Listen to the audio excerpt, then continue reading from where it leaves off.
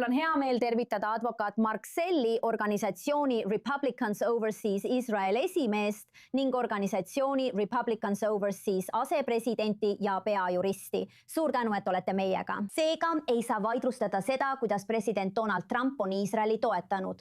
USA saatkonna polimine Jeruusalemma, Golani kõrgendike tunnustamine, Abrahami koppuletted ja loomulikult pantvangide vabastamise tagamine Gazast. Aga praegu teed muret see, et pärast USA ja Iisraeli ühist operatsiooni veebruari lõpus annab see praegune memorandum Iraani režiimile päästerõnga. Samale režiimile, mis on aastaid hüüdnud surm Ameerikale, surm Iisraelile. Millised on teie mured? Esiteks, aitäh, et mind oma saatesse kutsusid, Benita. See on tõeline rõõm, eriti mul on hea meel rääkida oma emakeeles. Enamasti annan intervjuusid heebrea keeles, nii et see on suurepärane. Kuula, ma arvan, et peame tänast kommentaari alustama sellest, mis juhtus täna hommikul Jeruusalemmas, kui USA suursaadik Mike Huckabee ja Iisraeli välisminister Gideon Saar ja koos Jeruusalemma linnapea Moshe Leoniga, kes on sõber, allkirjastasid nad väga ajaloolise kokkuleppe, et luua alused alalise USA saatkonna rajamiseks Jeruusalemma Hebroni teele. See on suurepärane asukoht. Ja nagu kõik tänased kõnelejad märkisid, on see tõesti oluline verstapost Ameerika Ühendriikide ja Iisraeli suhetes. Tänane Jeruusalemmas asuv saatkond on omamoodi ajutine ja see, mida nad plaanivad peagi ehitada $2 miljardi või enama eest, on püsiv asutus. Nüüd sinu küsimuse juurde, Benita. Tegelikult on nii, nagu Mike Wagenheim märkis, et Donald Trump järgib seda kahetasandilist strateegiat.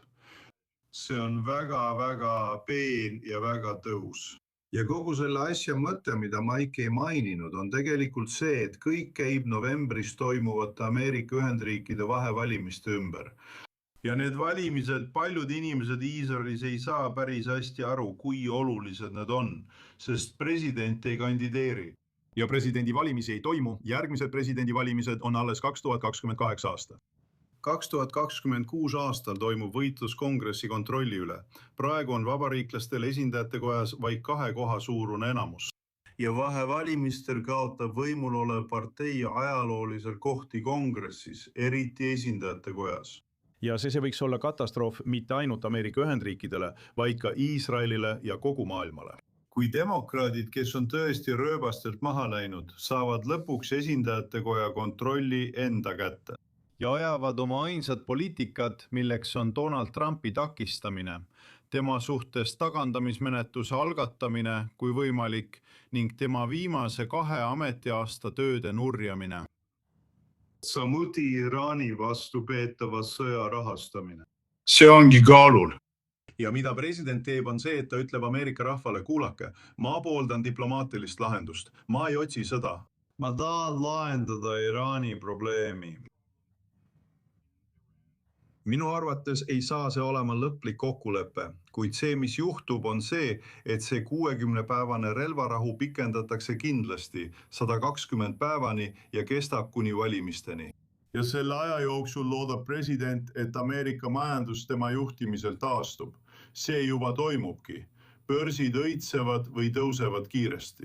Ja nafta ning toidu hind langeb, inflatsioon langeb samuti.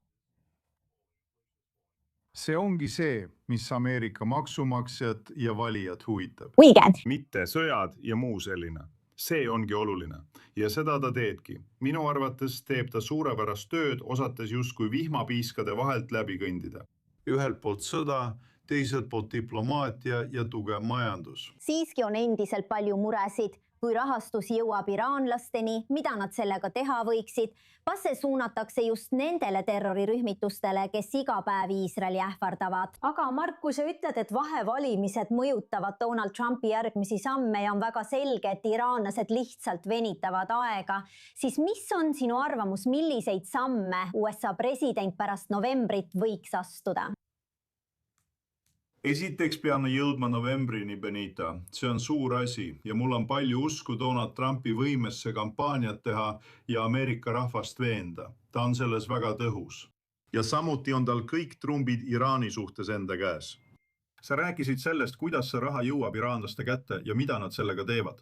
Ma arvan, et sul on täiesti õigus. Kui nad selle raha saavad, siis nad ei hakka oma rahvast aitama. Nad hakkavad toetama oma käsilasi nagu Hezbollah, Hamas ja Hutisid ning tekitama Iisraelile ja Ameerika Ühendriikidele palju probleeme. Aga kui nad jätkavad sellega, on Donald Trump juba näidanud, et kui nad jätkavad vastastikuse mõistmise memorandumi rikkumist ja käituda üleolevalt presidendi ja Ameerika Ühendriikide suhtes. Mida ta kavatseb teha, milleks ta on valmis ja mida ta on juba teinud, on neid kõvasti tabada. Kuid mitte avatud täiemahulise sõjani. Ja ma arvan, et seda me näeme praegu kuni novembrini. Pärast novembrit on minu arvates kõik võimalik. Aga me peame jõudma novembrini, enne kui saame selle üle spekuleerima hakata. Noh, kindlasti räägime me veel enne seda, aga praegu suur tänu teie aja ja mõtete eest. Mark Zell, aitäh, et olite meiega saates The Rundown. Väga tore oli teiega olla, Benita, ja tervitused kõigile teie vaatajatele. Head aega, aitäh!